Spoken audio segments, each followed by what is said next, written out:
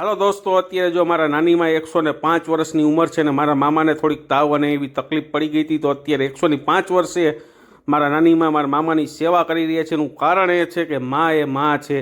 હર પુત્રને જો માનો પ્રેમ મળી જાય ને તો એ પુત્ર સ્વર્ગથી ને વિશેષ જિંદગી જીવે છે.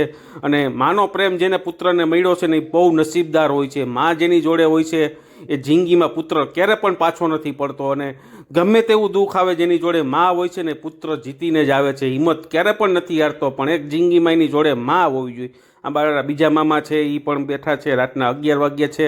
અને આ મારા મામાનો છોકરો છે. તો મા શું છે ને એ ચીજ આજ તમારે જોવા જેવી છે. 105 વર્ષે પણ જો આજ મારા મામાની સેવા કરતા હોય ને મારા નાનીમાં, તો ધન્યવાદને પાત્ર છે કે આ દીકરાને અહીંયા જ સ્વર્ગ મળી ગયું છે. બધી વસ્તુ અહીંયા જ મળી ગઈ છે. દુનિયામાં ક્યાંય પણ તમારે સ્વર્ગ શોધવા જવાની નથી, કારણ કે એ સ્વર્ગ આપણા માતા પિતાના ચરણોમાં હોય છે, માતા પિતાના આશીર્વાદમાં હોય છે દોસ્તો.